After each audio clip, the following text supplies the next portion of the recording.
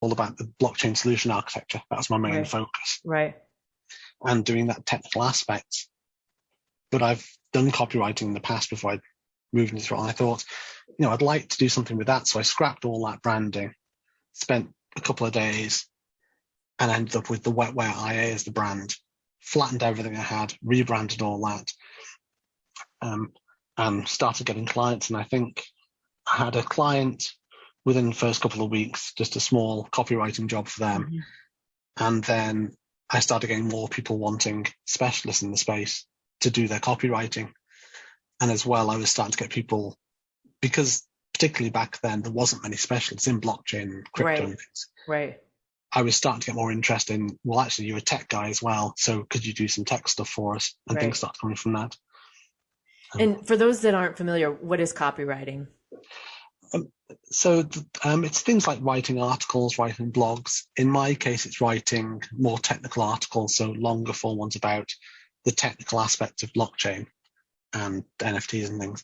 But also I do direct response copywriting, which is things like long form sales pages. So if you go to websites and you see a sales page, that sort of thing, or social media adverts, anything that gets you to click on something or do an action, basically.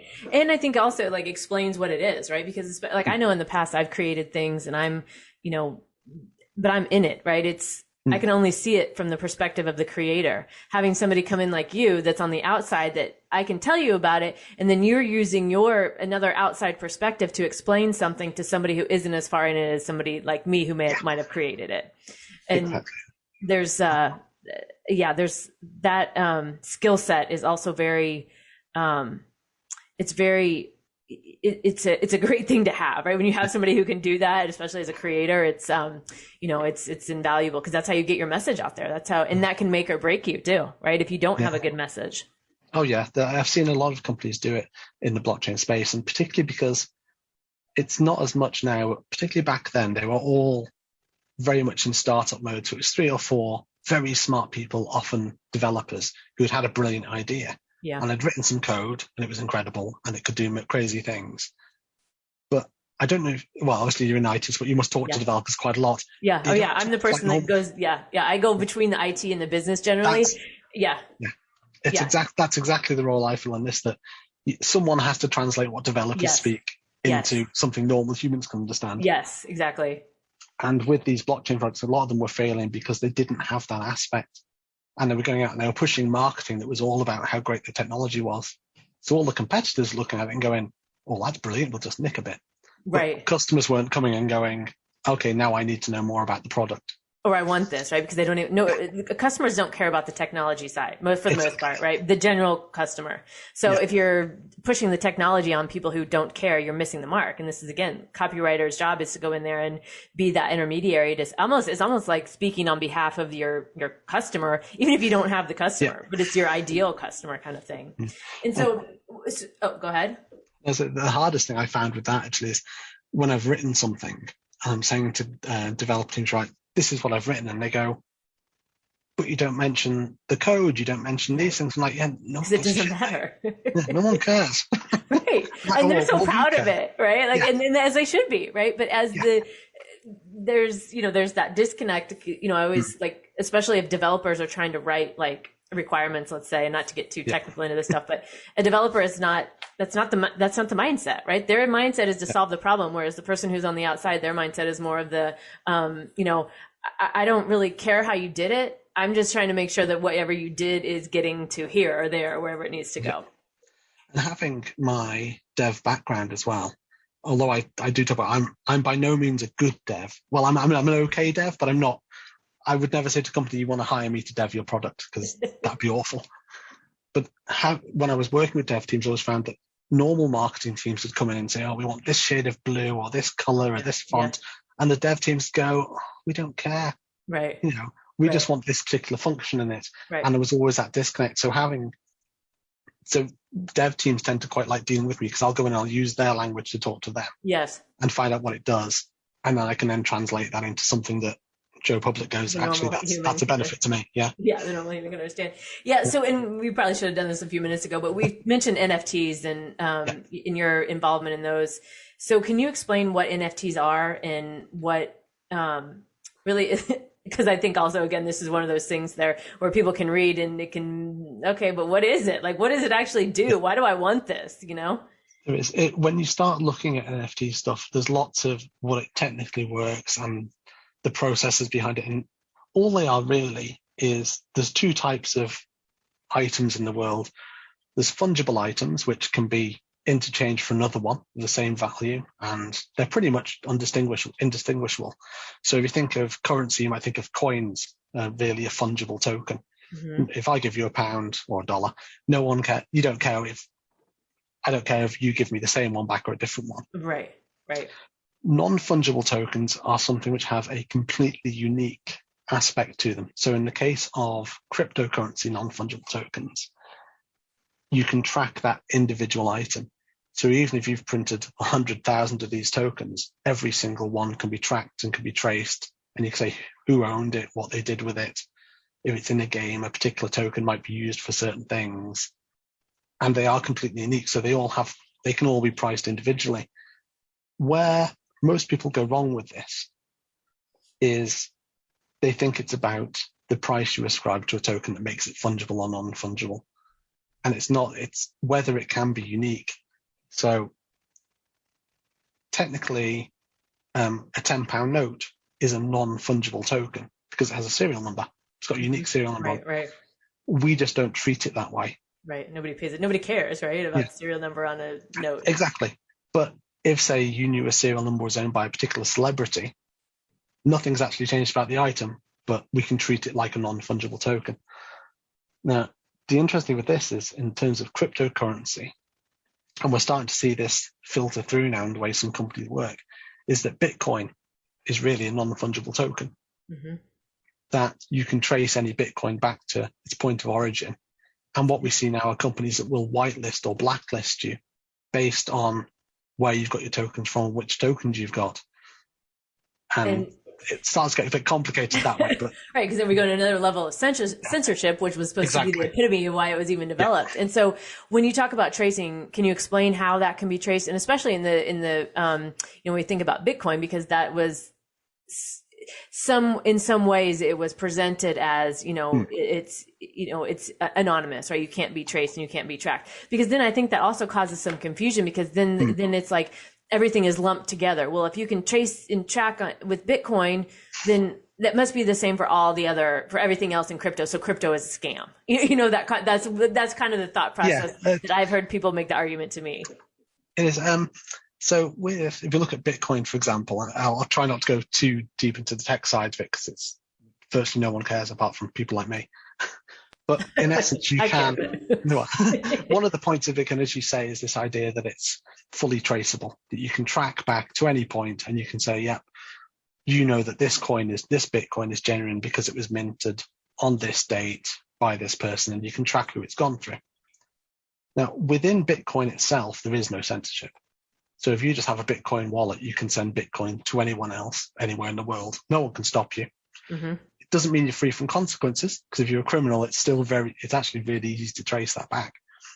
But that's where we start to get the censorship creep in, that companies are building additional layers on top of these that say, right, if you want to go buy a car with your Bitcoin, we've got a payment processor that lets you do it. But if you use that payment processor and your Bitcoin within however many hops has come from a different wallet or a particular blacklisted wallet, we won't accept it. So the actual Bitcoin itself is completely censorship resistant. But when you start to add more products to it, you can start to get that censorship in there by using that traceability of it. And the companies that you're using that are putting these in place. Yeah. Right, because that's the other part of this, like with everything with the blockchain, and it's they're the human element, when you think about the general ledger, right, of any company, right, where any computer system, whatever, we've seen time and time again, people go in and they have a separate set of books, or they're changing the numbers, all this kind of stuff. And you see these people getting arrested and all this. The blockchain is different. That's not how this works, right? It's computers banding together to agree or disagree with the transaction. And then it's this consensus model that means everyone is fighting to prove that someone else is lying. Right. And then, right. And then you add again, you start to add these other layers on top where then they start to, you're taking away the original intent. And I think that's where sometimes it gets to be, it's such a different revolutionary concept that then it becomes very easy to be like, especially if if maybe you don't understand it, or and sometimes there's just bad information out there too, right? There's just information that just isn't correct. And then it all of a sudden becomes, well, then it's a scam. Well, no, let's trace this back, right? Let's take these pieces apart so you can see which element is causing the disruption that wasn't the original intent. Yeah, that's the problem. People start using it in a way it was never designed to be used for. Right. And then they say, well, it doesn't do this, so it must be a scam, or it's failed, it doesn't work. And like, well, no, you wouldn't use a hammer to make a jam sandwich. Right. And go, and call it a scam. And then say hammers don't work for anything. Yeah, this is rubbish now. This is a rubbish hammer. No, it's not. It's just a hammer. Right. And the same with Bitcoin. It's designed for certain things, and the code is there for everyone to see. You can easily check what it does and how it works. Right. But if you try and shoehorn it into something else, then it isn't going to work very well. Right.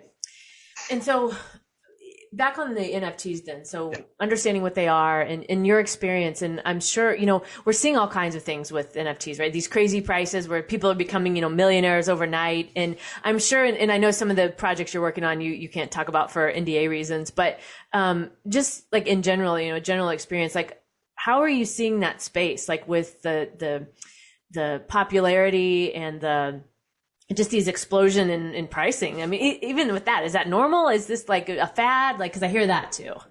Yeah, there's a lot of people who think it's a bubble, and they're possibly right, but it's going to get a lot bigger. Like what you hear so far? Take what you've learned and invest in yourself with the Create What You Speak Academy. Visit createwhatyouspeak.com to learn more. Now back to the show.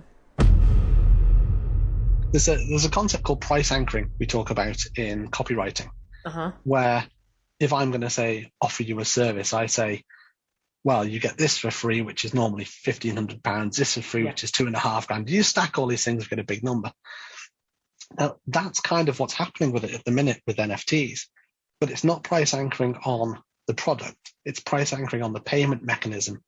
Now, because all these things are bought in cryptocurrency, and particularly Ethereum, I mean, I got into Ethereum when it was $70. Wow. I think actually when I first tried to get into it, it was 25, and by the end of the day, it had hit 70. Oh. and I still have and now you look at the price now, and it's like, well, I'm trying to register. Yeah. And there's that thing where people think, well, sure, it's 99 Ethereum, which might be $300,000 or $400,000 in real world terms, but I only paid $10 for those, so I'm not really spending that much. And as well, a lot of these crypto guys have become very rich very quickly from the price increase, but they have tax problems that, not necessarily problems, but they don't want to cash it all out, because if you won the lottery, you go and you buy a car or you buy a house. You can't necessarily do that with crypto, because if you cash out $500,000 in Ethereum, your bank's going to have a fit and probably shut your account down. Right. The tax service for your whatever area you're in is probably going to go mental as well. Yeah. And whatever you try and buy, they're going to want to know the source of funds. I remember a guy over here who tried to buy a house with Bitcoin 2 or 3 years ago.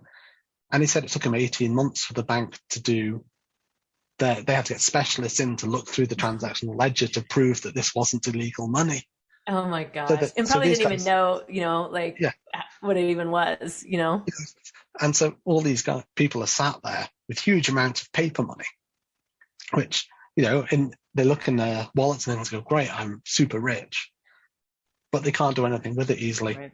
So what they do then is they say, well, what can I buy with it? And NFTs, all the marketplaces, OpenSea is the biggest one, I think. Yeah. They all take payment in crypto. And that's so they go, well, you know what, I'll just go and spend some of my crypto on that because it didn't cost me much anyway. I can't do anything with it. Right. It's this reverse price anchoring effect happening. And it's kind of like, I don't know if you remember back when like debit cards came out, right? Like, and I remember my parents owned a business, and it was, I remember taking the first debit card payment at my parents' business, and my mom was like, no, we can't do that. We can't do that. Why? And I'm like, but it's the same thing. Like you don't using Chase or whoever as your bank. The bank is the bank, right? And then when we started, when that, especially with credit cards and people were using you know, you're spending credit, you're not even paying attention